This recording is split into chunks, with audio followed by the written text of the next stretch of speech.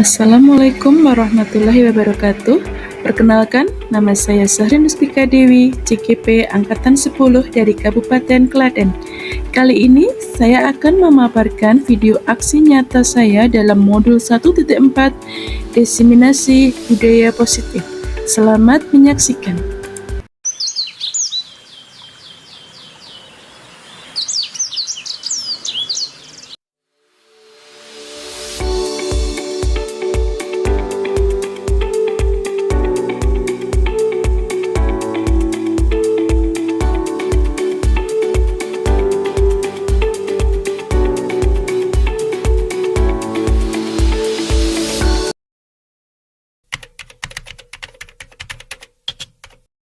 Assalamualaikum warahmatullahi wabarakatuh. Selamat pagi menjelang siang Bapak Ibu semuanya. Hari ini terima kasih Bapak Ibu semuanya sudah berkumpul dalam ruangan ini dalam keadaan yang sehat walafiat tanpa kurang suatu apapun. Dan hari ini kita akan melaksanakan diseminasi budaya positif. Nah, untuk pemaparannya nanti akan dipaparkan oleh Ibu Sahrin. Dan untuk susunan acara, yang pertama adalah pembukaan, yang kedua sambutan, yang ketiga nanti pemaparan mengenai budaya positif. Nah, untuk kegiatan yang pertama, pembukaan, marilah kita buka acara pada siang hari ini dengan bacaan basmalah bersama-sama. Nah, untuk acara selanjutnya yaitu sambutan, kami mohon kepada Ibu Kepala Sekolah waktu dan tempat kami persilahkan.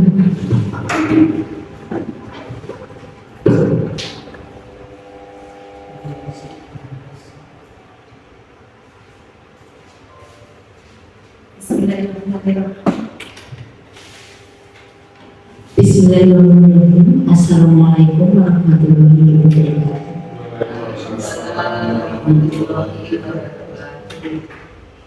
Yang saya hormati Bapak serta Ibu Guru yang ada dalam ruangan ini. Sebelumnya kita menjadikan puji syukur kehadirat Allah Subhanahu wa Ta'ala ya, dengan limpahan rahmat serta hidayahnya pada siang hari ini kita dapat melaksanakan kegiatan diseminasi budaya positif dalam keadaan sehat walafiat tiada suatu waktu. Kegiatan pada hari ini akan disampaikan oleh calon guru penggerak SD Negeri Juli, yaitu Ibu Sahrin Muspika Dewi, yang akan dipaparkan pada hari ini. Semoga dengan penyampaian diseminasi budaya positif ini nanti Bapak Ibu Guru akan lebih memahami apakah itu yang disebut dengan budaya positif. Karena dengan budaya positif itu akan membentuk karakter peserta didik sehingga akan terbentuk kepribadian dari para peserta didik tersebut, kepribadian seperti apa yang kita harapkan. Gitu ya. Nanti insya Allah atau semoga Bapak Ibu Guru dengan adanya diseminasi budaya positif ini bisa mengimbaskan kembali kepada peserta didik masing-masing yang nantinya akan terbentuk karakter siswa yang sebaik-baiknya. Saya kira sambutan yang itu selamat menyampaikan diseminasi kepada calon guru penggerak Bu Sahrin. Semoga acara ini nanti berjalan dengan lancar sesuai harapan. Kiranya hanya itu sampaikan dari saya. Lebihnya mohon maaf. Wassalamualaikum warahmatullahi wabarakatuh. Waalaikumsalam warahmatullahi wabarakatuh.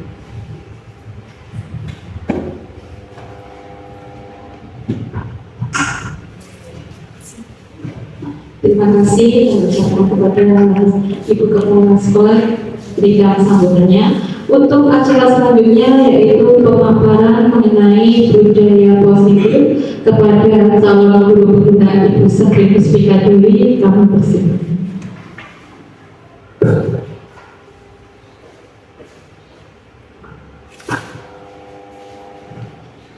Bismillahirrahmanirrahim. Assalamualaikum warahmatullahi wabarakatuh.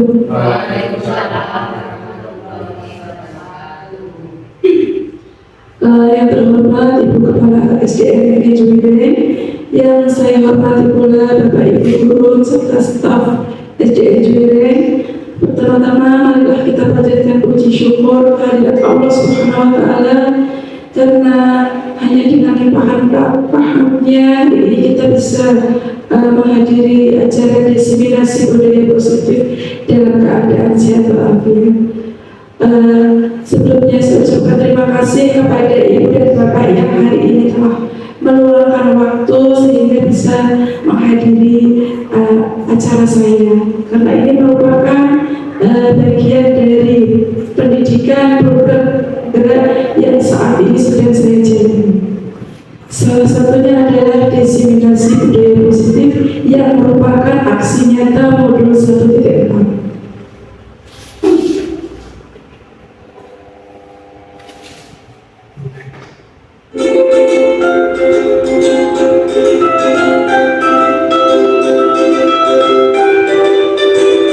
Sebagai pembukaan ya Bapak Ibu, di sini akan saya paparkan apa itu tujuan pendidikan. Tujuan pendidikan yang seharusnya kita pedomani adalah tujuan pendidikan menurut Ki Hajar Dewantoro, yaitu tujuan pendidikan adalah menuntun segala kodrat yang ada pada anak agar mereka mencapai keselamatan dan kebahagiaan yang setinggi-tingginya, baik sebagai manusia maupun sebagai anggota masyarakat.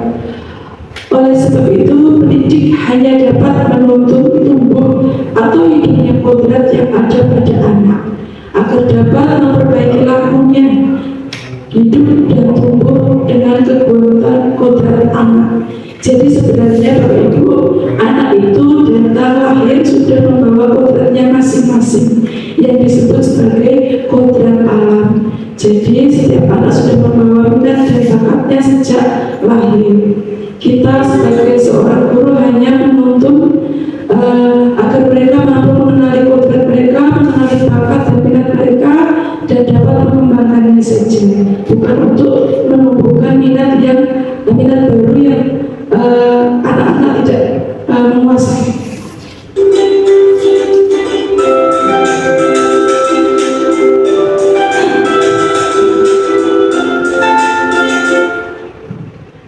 Selanjutnya adalah pengertian dari budaya positif. Apa itu budaya positif? Budaya positif adalah nilai dan kebiasaan di sekolah yang berpihak pada murid agar mereka dapat berkembang menjadi pribadi yang kritis, penuh hormat, tanggung jawab sesuai dengan profil belajar Pancasila.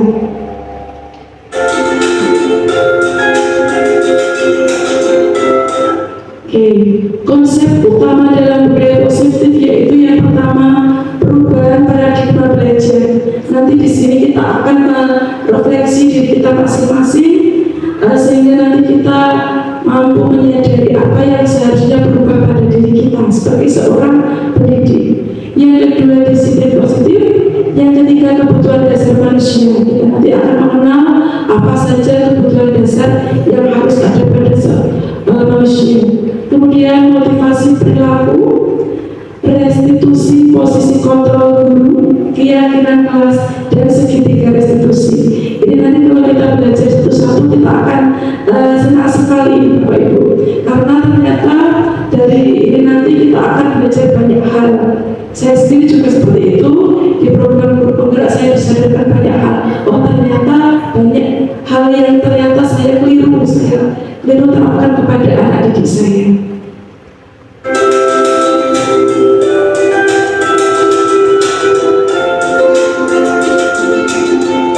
Bapak Ibu, sebelum kita lanjutkan lagi pada paparan materi, saya minta untuk menyaksikan film pendek berikutnya. Ini mungkin akan menjadi nanti akan kita dapatkan banyak hal di sini.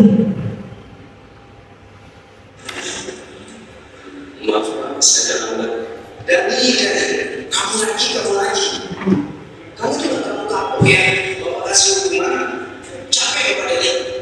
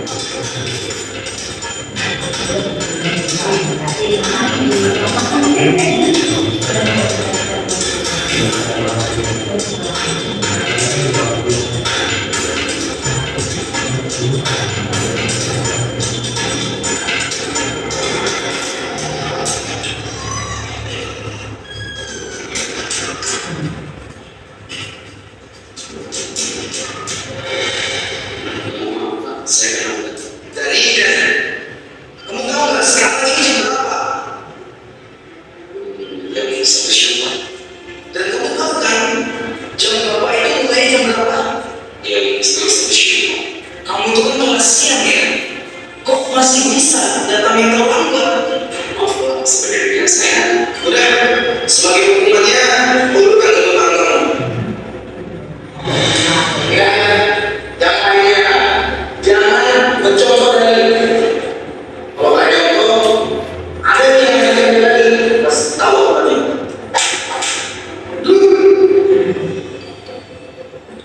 Oke, anak sekalian, buka halaman 120. Silahkan baca. Bila ada yang ditanyakan, langsung tanya kepada Bapak.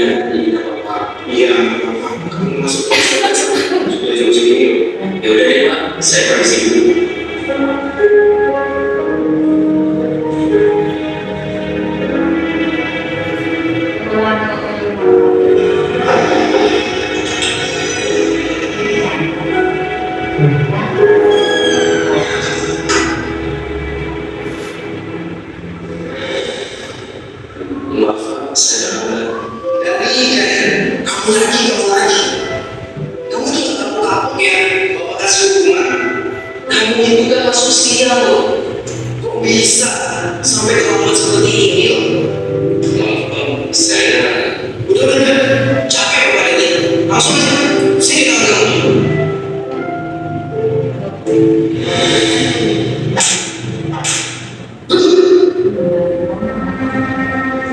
Ingat ya anak-anak, Bapak mau kalian semua tuh harus disiplin. Jangan mencoba berani datang ke sekolah seenaknya aja. Datang terlambat, gimana mau sukses nantinya? Gak akan bisa sukses nanti seperti itu berdepannya.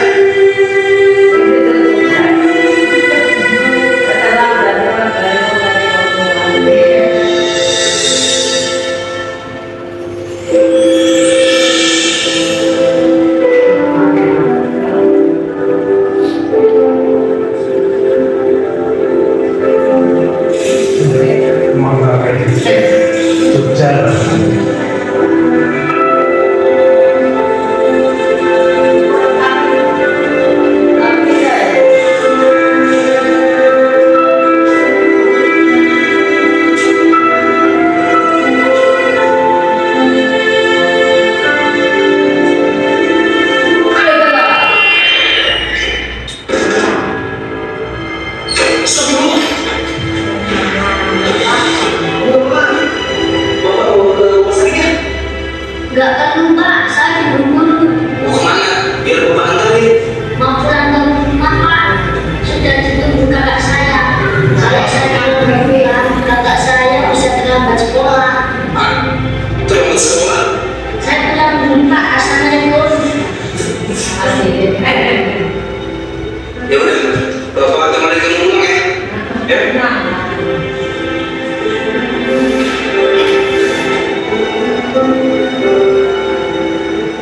Berawat dulu.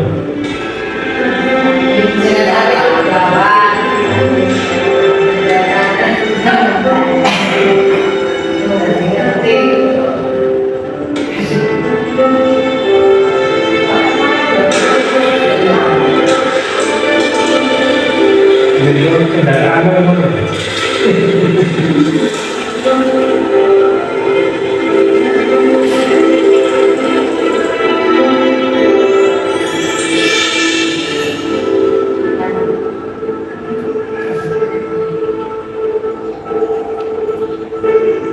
Mokok sih sana. Pak.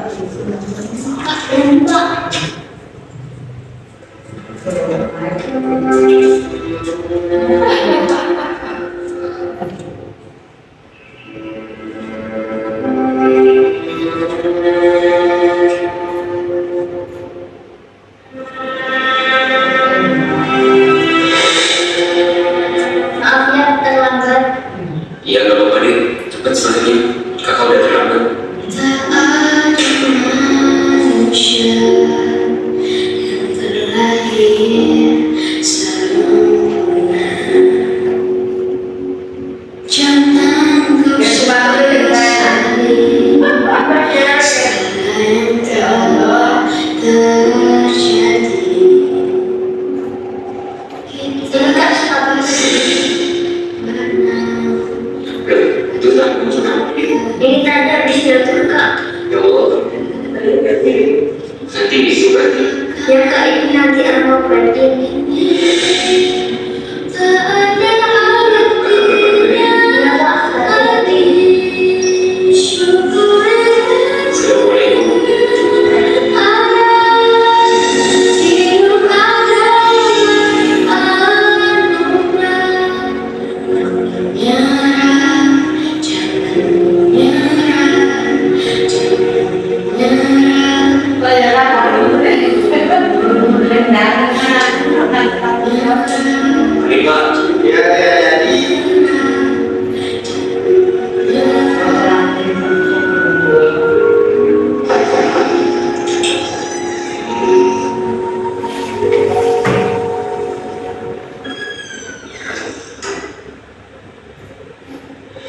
Bapak, saya terkadang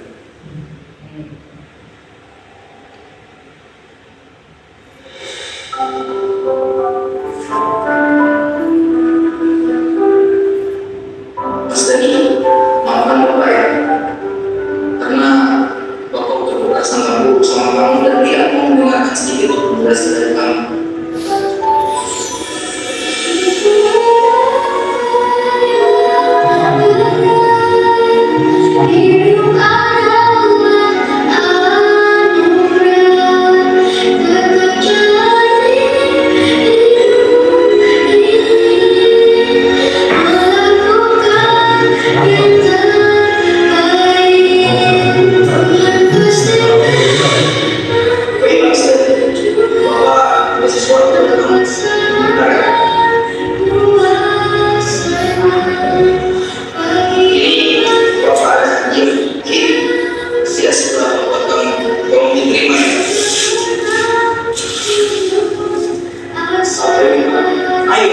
Dibuka aja, kamu lihat aja sendiri. Bapak yakin kamu pasti suka.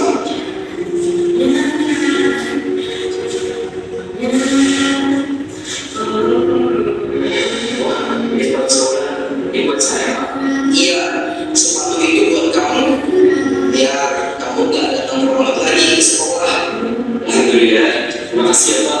Saya janji tidak akan terlambat sekolah lagi. Iya, Bapak juga ucapkan terima kasih.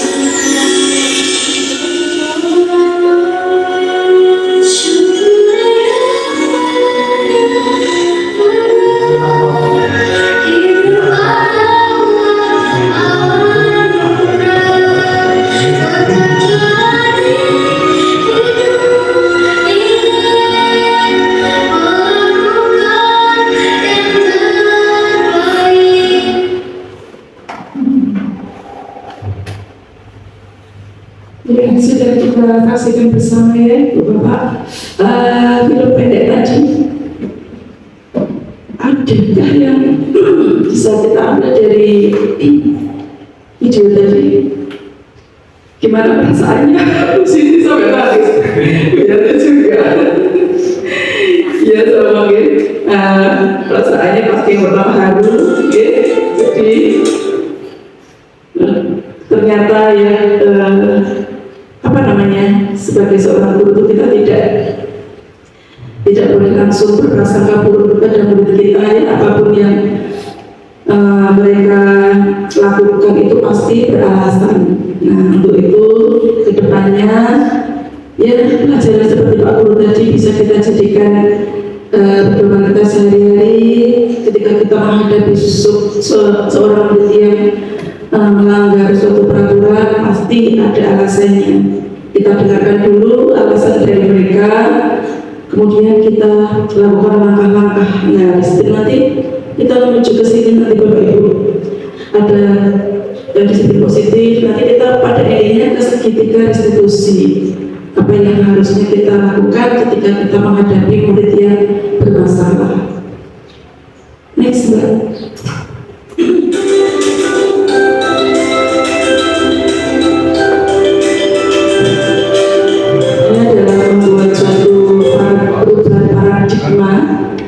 Kita itu sekolah itu menyediakan lingkungan belajar yang positif, aman dan nyaman, sehingga siswa mampu berpikir, bertindak dan menciptakan kemerdekaan, kemandirian dan tanggung jawab.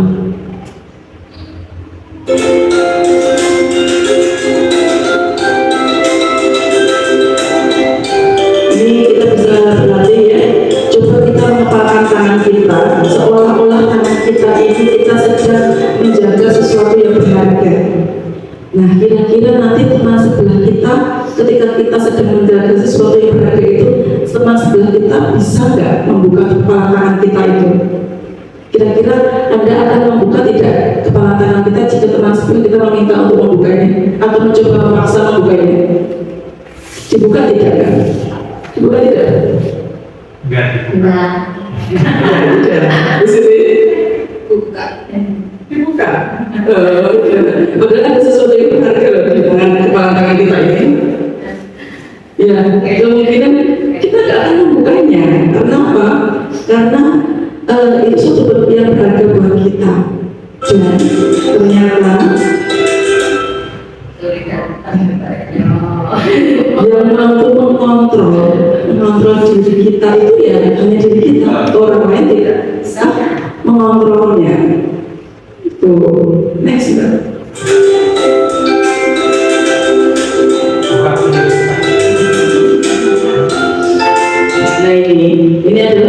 kontrol bahwa kalau dulu kita beranggapan bahwa guru itu mampu mengontrol murid, dan murid kita kontrol.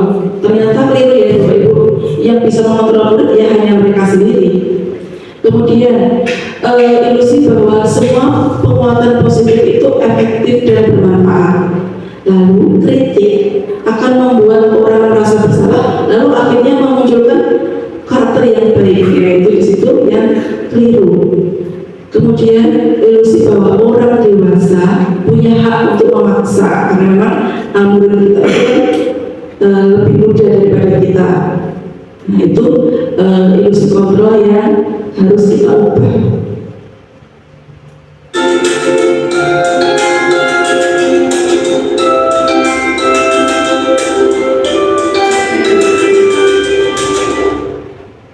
Kemudian kita menuju ke disiplin positif. Salah satu budaya positif yang di dalamnya adalah disiplin positif. Apa itu makna dari disiplin?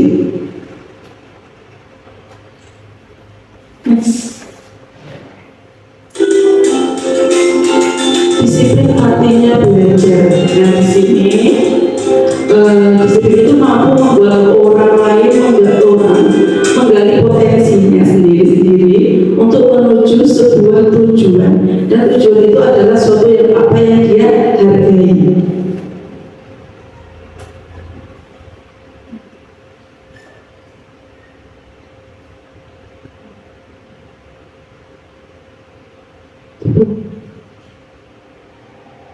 Sinyal berikutnya.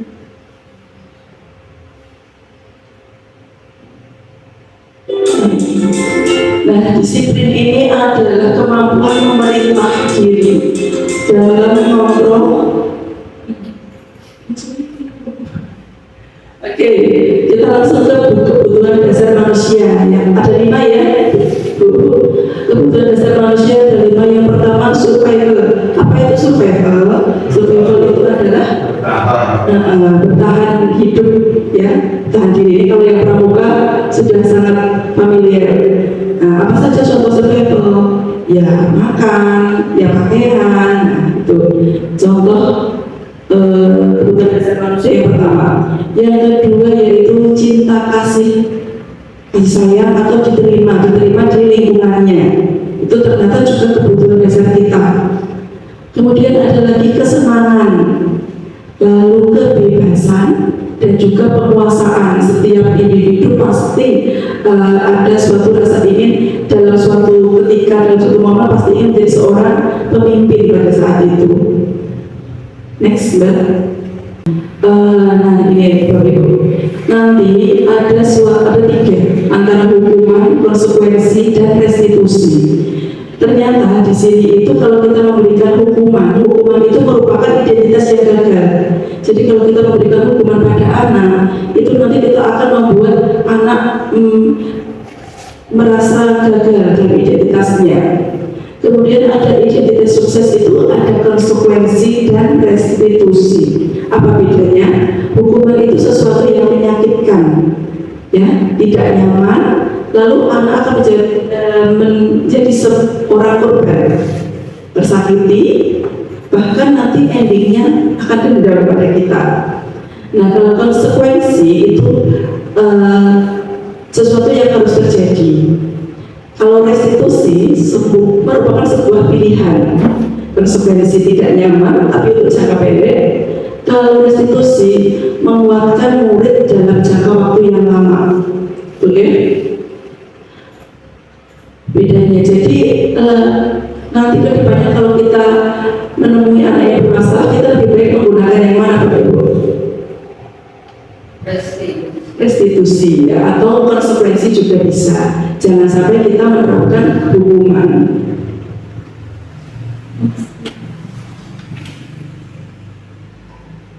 Dan tadi semua perilaku memiliki tujuan baik, perilaku yang buruk maupun perilaku yang baik.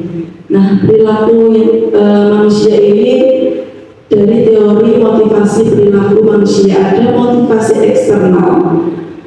Motivasi eksternal diantaranya adalah menghindari ketidaknyamanan atau hukuman. Jadi kadang-kadang anak itu melakukan sesuatu hal agar biar dapat hukuman. Nah, itu berarti itu dari motivasi eksternal. Lalu motivasi eksternal lain akan mendapatkan imbalan atau penghargaan. Itu juga contoh, aku mau melakukan, aku mau mendapatkan juara, ya namanya, mendapatkan nilai 100 biar aku nanti dapat penghargaan dari bu guru. Misalnya bu gurunya menjanjikan nanti yang dapat nilai 100 akan bu guru beri tambahan uang saku. Nah, ini juga termasuk namanya motivasi eksternal, berarti motivasinya berasal dari guru. Kemudian aku tidak akan datang terlambat ke sekolah, karena nanti kalau terlambat ke sekolah aku akan berlari keliling lapangan. Nah, ini berarti juga untuk menghindari ketidaknyamanan atau hukuman. Selanjutnya untuk motivasi internal, ini tujuannya disiplin positif, yaitu berasal dari dalam dirinya sendiri. Saya ingin mendapatkan 100 karena memang saya ingin menjadi seorang pribadi yang berkembang, terus berkembang gitu.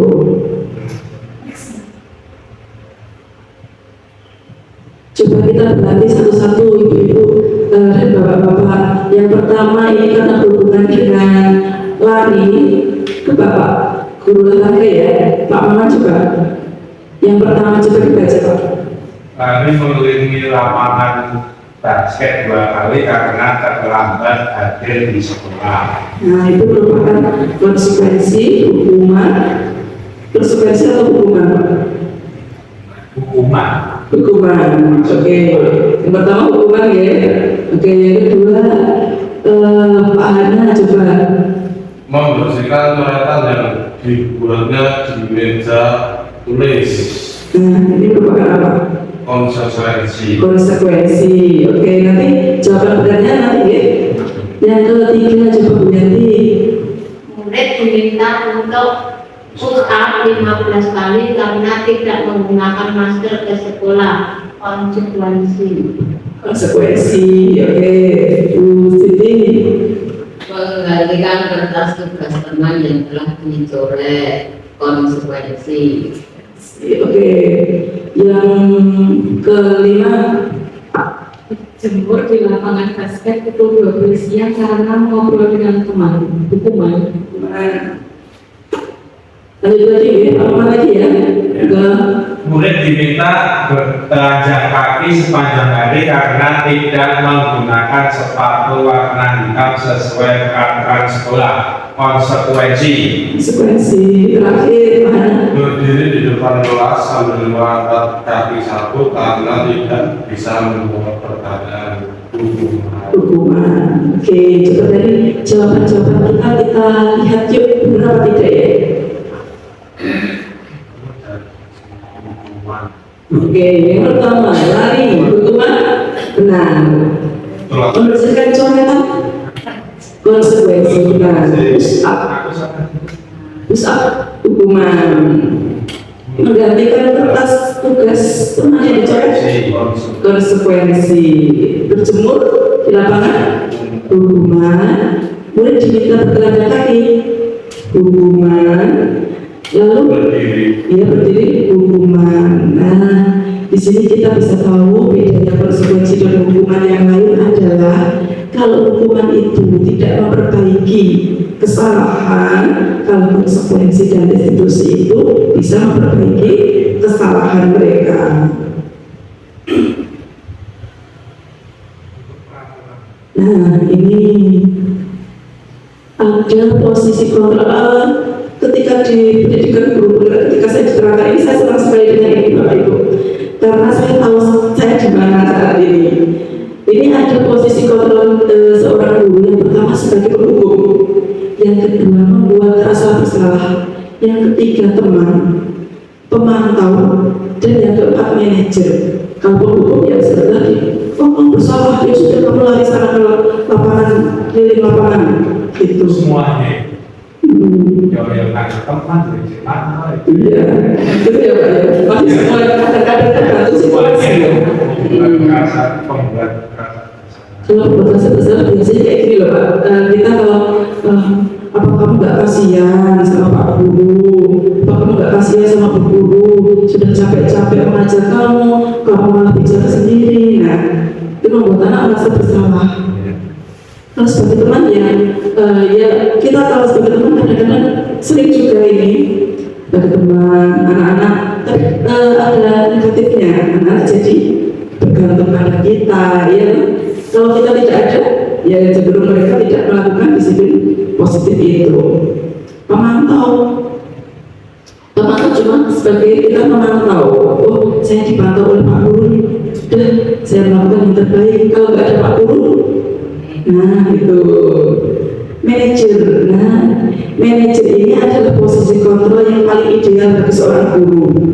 Jadi dia mampu membuat seorang murid itu memperbaiki kesalahannya, tapi tidak mempunyai rasa dendam, tetap nyaman terhadap lingkungan sekolahnya dan terhadap gurunya.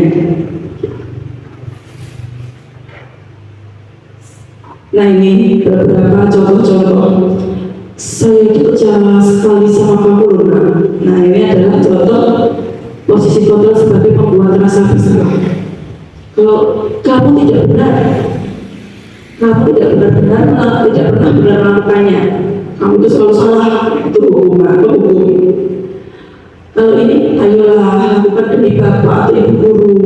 Saat itu kita sebagai teman. Lalu pemantau itu kita kadang-kadang kalau anak melakukan sesuatu yang baik, kita beri bintang ya. Nah, itu sebagai pemantau. Kalau sebagai manajer, kita menuntut anak untuk bisa menyelesaikan masalah sendiri. Ini bagaimana lo bisa menyelesaikan masalah ini, kita tawarkan kepada mereka.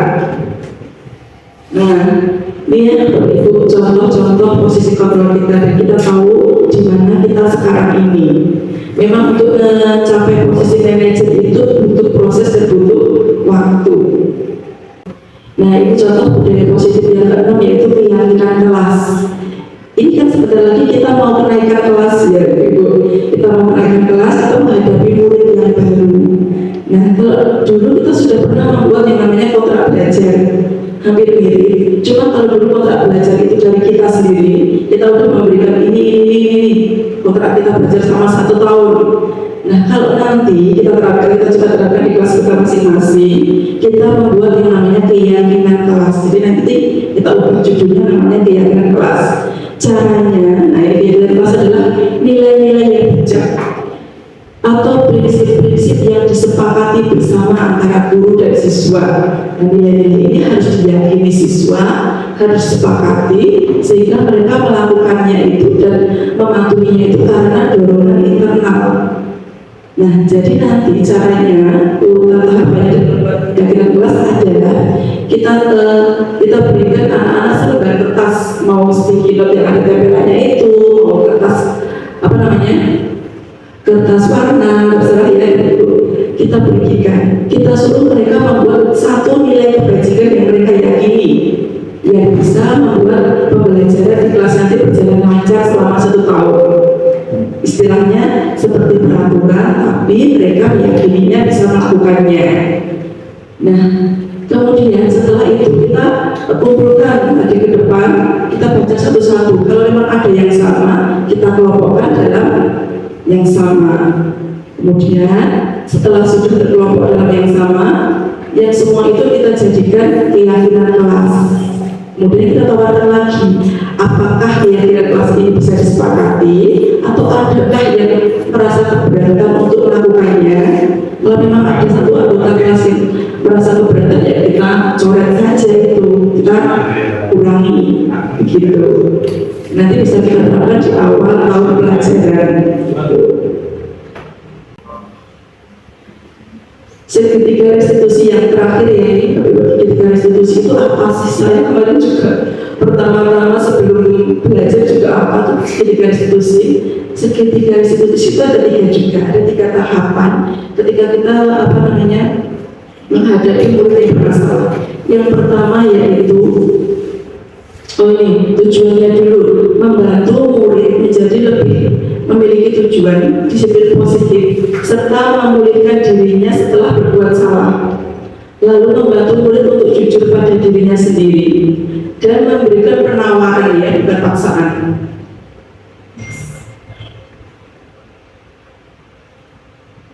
Ini segitiga restitusi yang pertama, yaitu validasi tindakan yang salah. Ketika kita menghadapi murid yang bermasalah, kita panggil secara pribadi, dan kita tentunya tidak mau yang hukum apa namanya, tidak mau membuat anak kita malu di depan teman-temannya, maka kita panggil secara pribadi saja.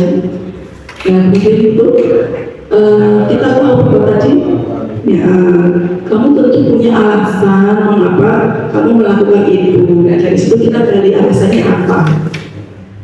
Yang kedua, yaitu menstabilkan identitas. Nah, ini gini, kata kalimatnya bisa gini. Guru tahu atau Pak Guru tahu kok semua orang itu pernah berbuat salah, melakukan kesalahan itu adalah hal wajar. Tapi, nah, di situ. Jadi sebelumnya itu mereka memang salah, tapi sebelum kita membuat mereka berkonsekuensi, kita membobong hati mereka dulu. Jadi kita membesarkan hatinya dulu. Kemudian yang terakhir adalah menanyakan keyakinan. Jadi gini, misalnya ada yang berantem, kita tawarkan, lalu setelah ini apa yang akan kamu lakukan anak-anak? Apa yang akan kamu lakukan terhadap si yang diajak berantem tadi? Saya sih tugas. Terus anak mungkin akan menjawab, ya Bu, saya akan minta maaf sama Lukas. Nah, kita tanyakan lagi keyakinannya. Nah, benar. Jadi ketika minta maaf itu, kita bisa membuat dengan kalimat-kalimat kita menanyakan bahwa apa yang mereka lakukan itu adalah hal baik untuk memperbaiki kesalahan mereka. Itu ya, Ibu, ini adalah contoh segitiga restitusi tahapan dari kita menyelesaikan anak yang bermasalah. Karena memang setiap harinya itu kita nggak lupa dengan kita anak-anak yang bermasalah, entah dia terlambat, entah dia berantem, entah dia saling ejek, itu sering sekali kita. Ya, sekian Bapak Ibu paparan saya tentang budaya positif di sekolah. Semoga apa yang saya sampaikan bermanfaat bagi kita semua, bagi sekolah kita, ya. Akhirul salam dari saya. Mohon maaf jika saya tadi ada salah-salah kata, ya. Akhirul salam, wassalamualaikum warahmatullahi wabarakatuh. Itu saya kembali kepada moderator.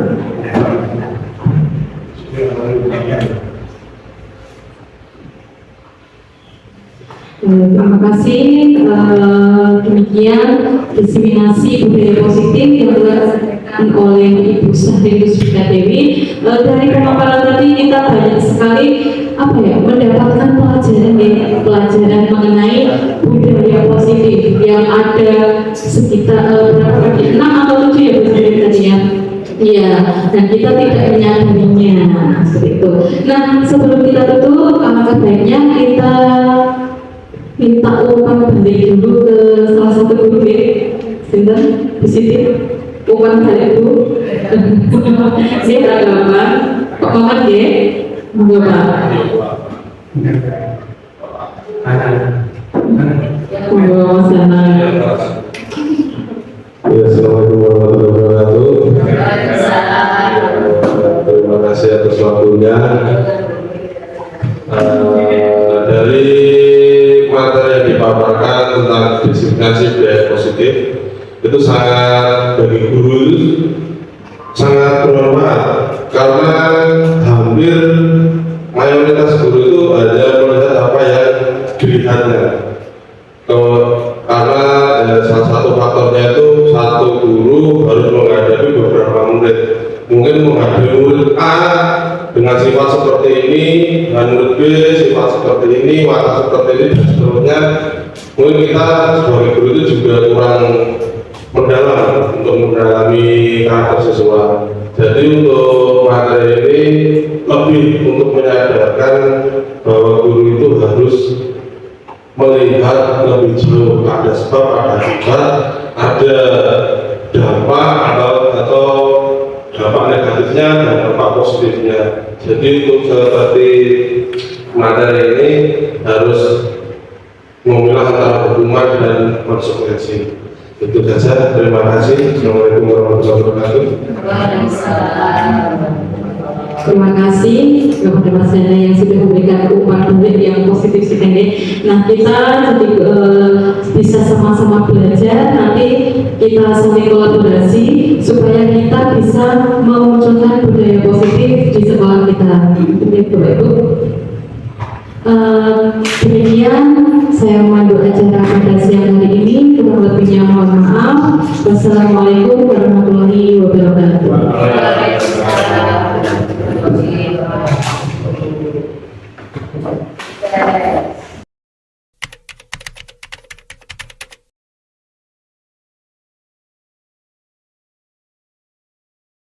Assalamualaikum warahmatullahi wabarakatuh.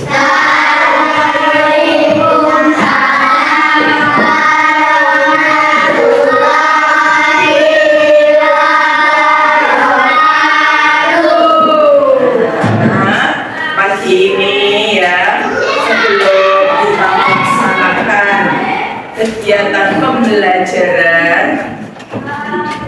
kita biar nanti enak selama belajar 1 hari ke depan ya. Guru mau mengajak kalian untuk membuat suatu keyakinan kelas. Apa itu keyakinan kelas? Keyakinan kelas itu adalah nilai-nilai yang positif yang kamu yakini. Yang kamu yakini itu dapat membawa perubahan yang baik, dapat menjadi suatu pedoman kita dalam belajar sehingga tercipta lingkungan kelas yang nyaman, aman, dan menyenangkan. Tapi harus kamu yakini, oh saya yakin itu baik, saya yakin bisa melaksanakannya, dan kalaupun saya melanggar, saya yakin saya bisa bertanggung jawab. Itu namanya keyakinan kelas. Oke, sebenarnya kan kita sudah punya keyakinan kelas sejak dulu toh. Sejak di awal kita masuk kelas 4 toh sudah punya. Cuma kali ini kita akan bikin keyakinan kelas yang kita yakini untuk hari ini dulu ya. Jadi selama pembelajaran 1 hari ke depan, apa saja keyakinan kelas yang kamu yakini? Mau beri contoh? Contoh keyakinan kelasnya. Oke, tadi apa? Nilai-nilai positif yang saya yakini bisa membawa diri saya lebih baik. Nilai-nilai positif, jadi apa ya? Saya dengan teman harus apa? Nah, jadi nanti selama belajar kita harus saling apa? Terus apa lagi ya? Nah, anak-anak, tolong tuangkan keyakinan kelas kalian. Kita akan bagikan satu-satu sticky note. Tolong dituang keyakinan kelas, tulis satu aja ya. Menurut kamu itu suatu nilai yang baik yang akan kita gunakan dalam belajar. Oke, siap? Siapkan alat tulisnya dulu.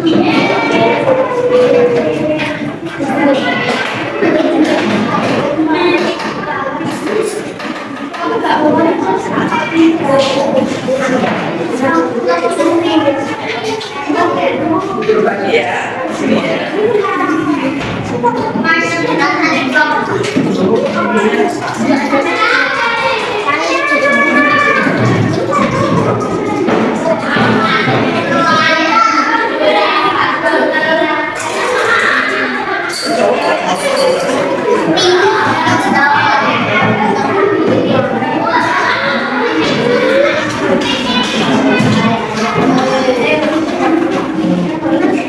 Satu nilai yang kamu yakini itu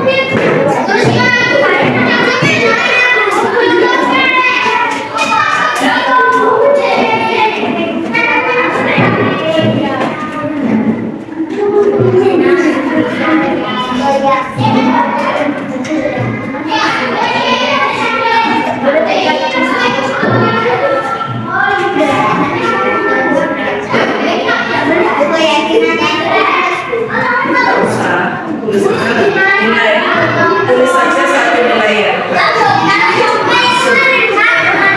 Satu aja.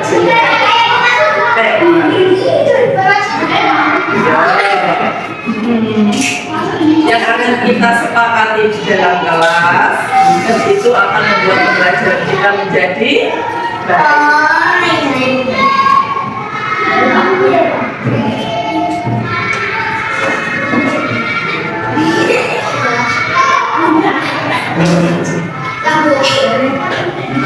Sebentar. Beberapa anak dulu video itu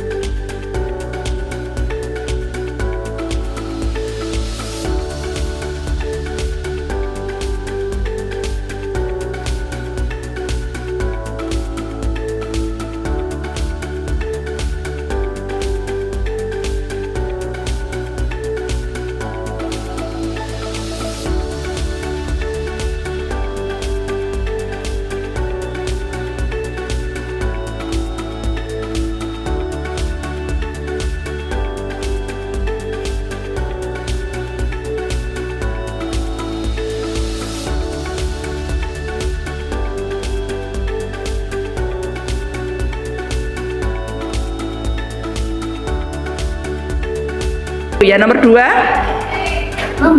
membuli sama dengan bertanggung jawab enggak? Beda toh? Sandi agak diberi jarak deh, agak diberi jarak.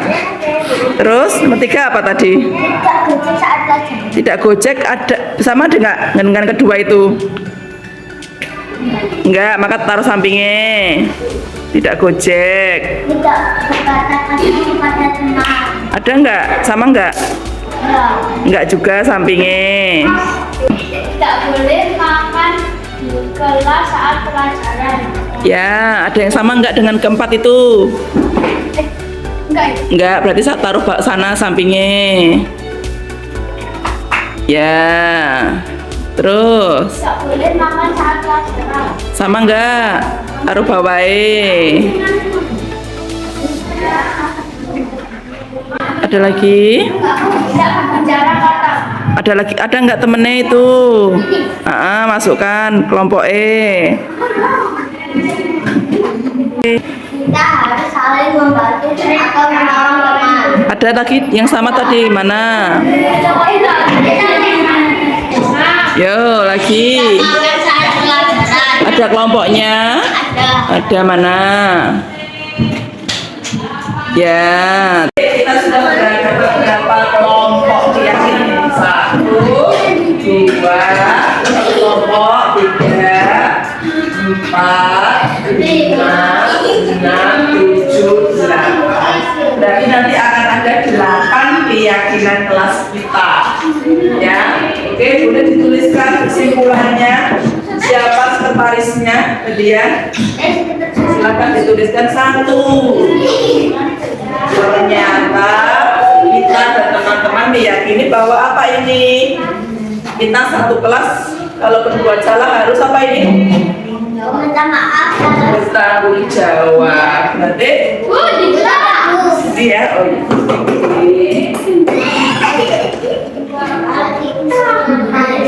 Jadi apa?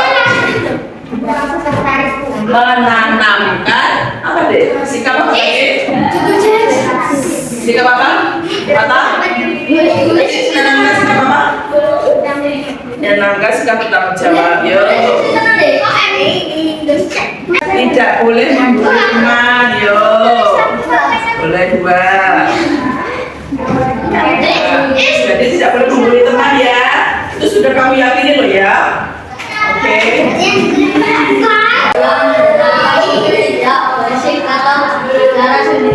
Ketika guru menjelaskan tidak boleh sikap. Berarti apa ya?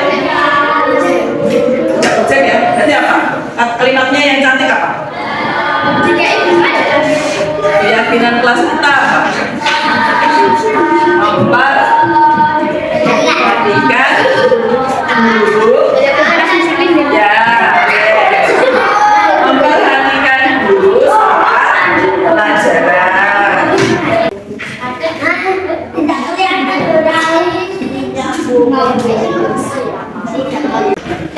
Jadi anak-anak inilah keyakinan kelas kita ada 7 ya.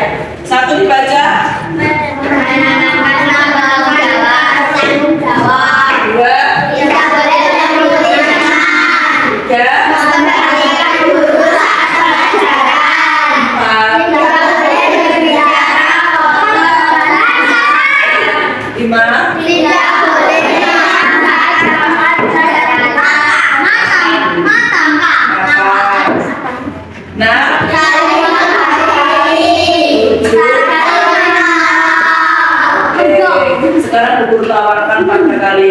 1 sampai 7 ini adakah yang merasa keberatan dengan keyakinan kelas kita?